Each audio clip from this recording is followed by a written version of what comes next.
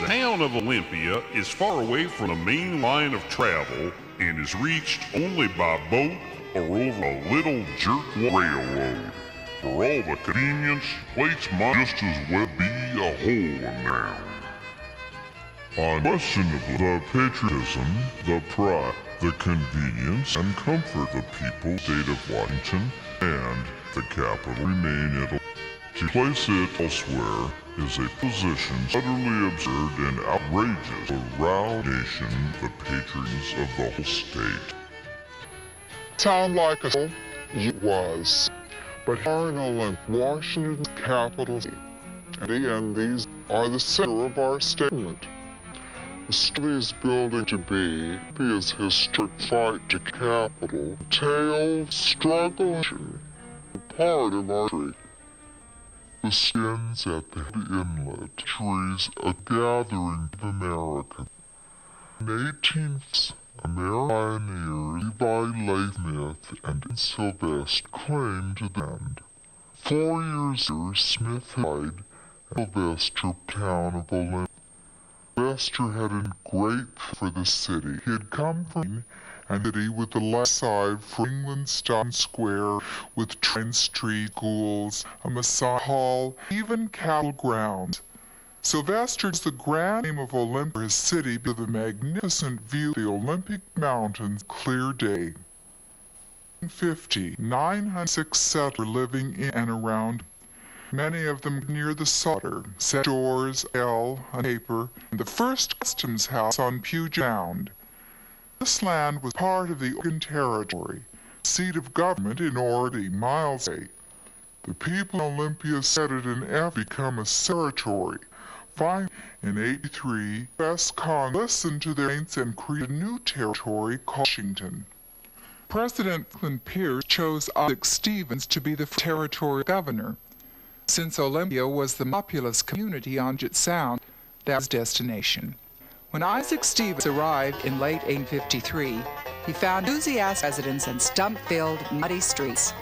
Stevens wasted no time getting the government organized. He named Olympia the temporary capital of Washington Territory, and with that act, set the course of history for Olympia and the state. Elections were called for, and in February 1854, the first legislature met in Olympia at the largest building in town, the Parker and Coulter store. The large wood-framed rectangular building hosted the 27 members of two houses of the legislature. They were young men, mostly from the western part of the vast new territory that went from the Pacific Ocean into what is now Idaho. By the time the territorial legislature met again in 1855 in the Olympia Masonic Temple, both Steilacoom and Vancouver residents were arguing that their towns should be named the permanent site of the capital. Over their objections, the legislature chose to accept Edmund Sylvester's generous donation of land in Olympia for the capital. They asked the U.S. Congress for funds to construct a Capitol building on this donated land, a gentle hill overlooking Bud Inlet. By the time the wooden Capitol was built, Olympia had taken on a cosmopolitan air with schools, churches, livery stable, photography studio, and steamboat service. The new Pacific House was prepared to accommodate boarders and travelers with private rooms and advertised entertainment. The first lawmakers also enjoyed the delights of the small Olympia oyster. It became known as the succulent lobbyist for its influence in favorably impressing legislators' palates. The comforts of the community were important, since most legislators had to make a long and difficult journey by boat or overland trails. When the legislature finally met in the newly built Capitol in 1856, it was still only temporary. They had spent only $5,000 of the $30,000 allotted by the U.S. Congress for a building because of the continuing bitter fight over the location of the capital city. Port Townsend, Seattle, Vancouver, Yakima, and Tacoma were among the cities vying for the capital. The 40 by 68-foot two-story wooden building was built on the site Sylvester had chosen. The original wooden Capitol stood right here, between what is now the Legislative Building and the Insurance Building. It was primitive even by 1850 standards, but it would end up being used by the legislators for almost 50 years. In 1860, political vote trading succeeded in passing a bill to relocate the capital to Vancouver. Needed to be accused of foul play. But a vote of the people of the territory was held, and Olympia won by a large margin. Vancouver refused to accept the results, and the following year, the legislature of Vancouver, Olympia. The Supreme Court met in Olympia in 1861 to rule on where the real capital would be located. Once again, Olympia won, but struggle would continue. The 1860s, Olympia continued to be one of the populous communities in the territory. Olympia water system, telegraph, sidewalk, bridges, array of newspapers. One visitor discs city in glowing. The capital of Washington Territory is the most charming cities are west. Taste, culture, finance have combined with art and nature to complete her beauty. She's like a queenly diamond, emerald settings, emblazoned on a disc of retreating and running globules of watery fretwork. A major blow came to the city in 1873 when Tacoma was chosen as the western terminus of the Northern Pacific Railroad. At that time, most people traveled by water. Now that this new modern form of transportation had bypassed Olympia, legislators considered Olympia to be more remote than ever. The townspeople met and with a great deal of determination and initiative built their own narrow-gauge railroad to link with the Northern Pacific Main Line in Tenino. The population of the territory continued to grow, and by 1888 national politics favored statehood. Olympia citizens were excited about becoming a state, but they knew that their claim to the capital would again be up for grabs. Delegates met in Olympia on July 4th, 1889, to write the Constitution for the proposed new state. Olympians raised $2,500 to add on to the old wooden capital, hoping that this would increase their chances to keep the capital. But the capital site was far from secure. The opening of the Constitutional Convention meant that the fight was on in earnest. North Yakima, Ellensburg, Pasco, Centralia, Waterville, Waitsburg wanted the capital. Seattle, Tacoma, Vancouver, Walla Walla all supported one or another of the leading candidates. And campaigning by the communities was brisk, and the attacks on one another were sometimes brutal. Newspapers were full of advertisements, and Olympians crisscrossed the state offering Olympia oysters and Olympia beer to sway the voters and gain their approval. When the final count was taken, Central Washington votes were split between North Yakima and Ellensburg, so Olympia was again confirmed as the voters. On November 1889, at 3:09 p.m., word was received from President Benjamin Harrison that Washington was now a state. The city had more than just statehood to celebrate. Olympia was still the capital. On November 18, 1889, the city celebrated statehood by hosting a ball and the inauguration of its first governor, Elisha Ferry. Olympia greeted its new title of statehood and the new decade of the 1890s with a flurry of improvements. Newspaperman John Miller Murphy built a grand new opera house. Electric street lights went in. A new telephone service was begun. The railroads were finally coming to Olympia, and the city even built a mile-long wharf out to deep water. This was done to make sure that ships would continue to call at the sometimes mud-bound port. Legislators stayed at small hotels or boarding houses, private homes, and even at the first St. Peter Hospital close to the wooden Capitol. Here they were assured peace, quiet, and good food. The need for a grand hotel that would serve as a meeting place and watering hole was the next challenge to the community. The citizens again responded by building the Olympia Hotel in 1889. Local investors provided most of the money needed to build the hotel. It was grand enough to impress even the most discriminating legislator and featured an elevator, a luxurious dining room, ballroom, bar, laundry, club rooms, and bellboys. But the rickety wooden Capitol continued to be an embarrassment both to Olympia and the state. Finally, the legislature approved a nationwide search for a state capitol building plan. The design of Ernest Flagg of New York was chosen from the 188 different designs submitted. Foundations were built on the state capitol site, but a severe economic depression in the mid-1890s halted further construction. Finally, in 1901, out of frustration over the 10-year delay in the Capitol construction, the legislature decided to buy the grand towered Thurston County Courthouse. The courthouse, built in 1893, had proven too expensive for the county. But Olympians regarded the purchase of the courthouse as a ploy to prolong the Capitol controversy. They were convinced that a move to the courthouse would delay indefinitely further construction on the state capitol site. And given enough time, Tacoma thought that they might be able to grab the prize. An annex was built to the east of the courthouse to house the legislative chambers, and the new capitol was to be ready for the 1903 legislative session. But construction wasn't finished in time, and legislators were forced to meet at the Farquhar Store and Armory building. Called mockingly the Barn by legislators, Olympia was once again embarrassed for its capital. In November of 1904, another setback occurred when the Grand Olympia Hotel was destroyed in a spectacular fire. This left the city once again without suitable accommodations for visiting legislators.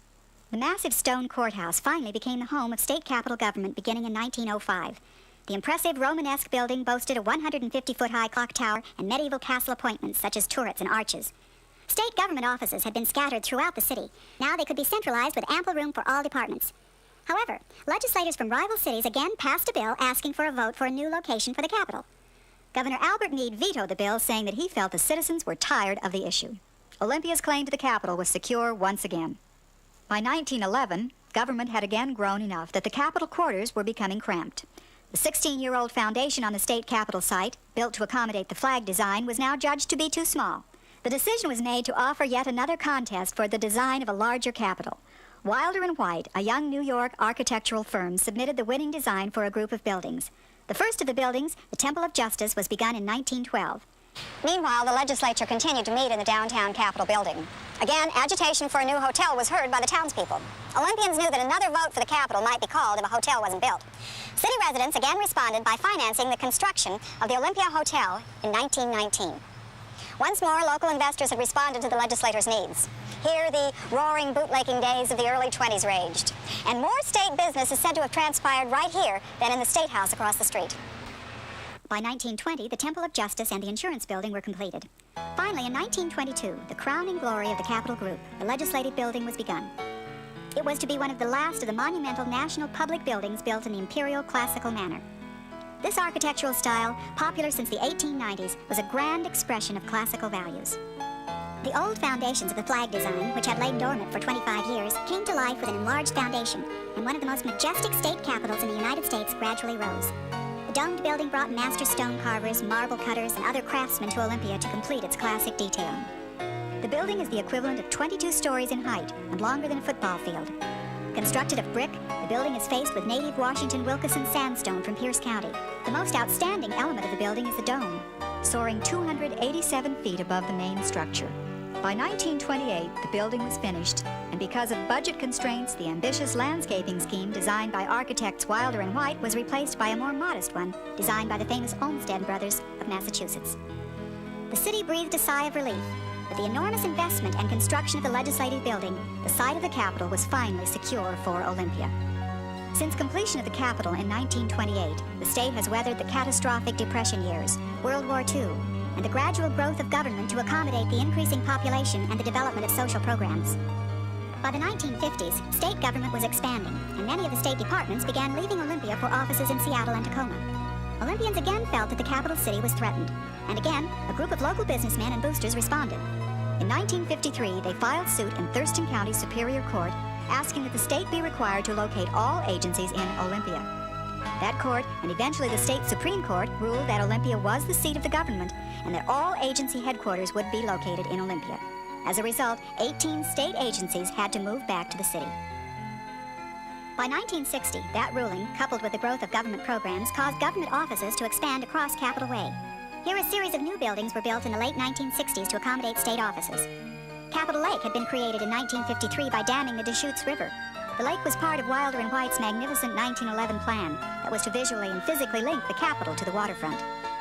In the 1980s, the city of Olympia and a group of citizens looked at the possibilities for developing a modern version of this link to Puget Sound. They wondered, could the original Capitol design become a reality?